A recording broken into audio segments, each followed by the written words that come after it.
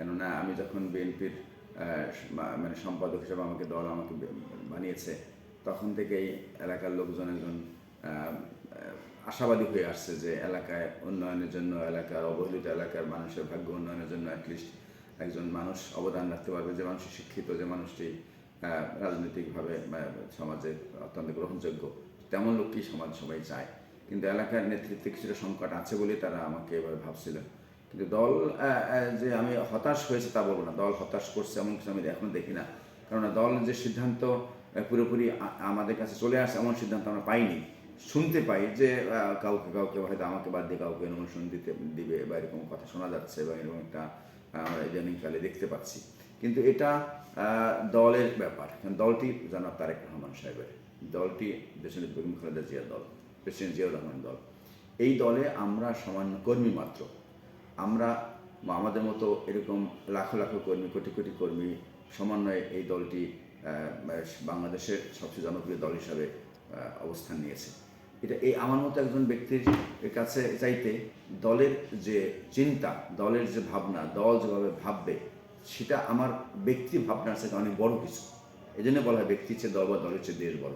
আমার ক্ষুদ্র চিন্তা বা আমার এলাকার মানুষের ভাবনার চাইতে নিশ্চয়ই দল আরও বড় কিছু ভাবনা ভেবে আছে, যে কারণে দলের সিদ্ধান্ত যা হবে সেটাকে আমি অত্যন্ত শ্রদ্ধার সাথে আমি মেনে নিতে চাই। দলের সিদ্ধান্ত আমার কাছে বড় কিছুই।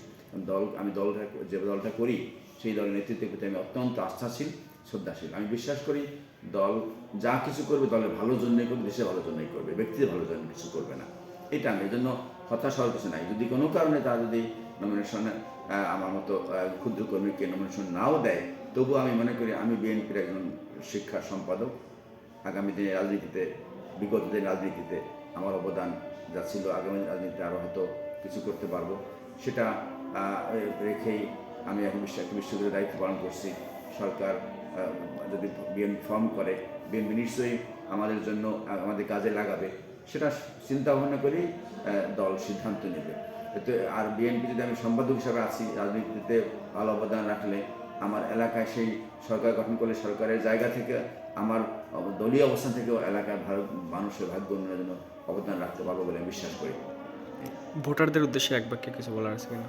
আমি আমার এলাকার ভোটারদের উদ্দেশ্যে যেটা বলতে চাই সেটা হলো এই, তারা আপনারা ধৈর্যহারা হবেন না, দলের প্রতি আস্থাশীল হন, দলের প্রতি অনুগত হন, দলের সিদ্ধান্তকে সম্মান করেন।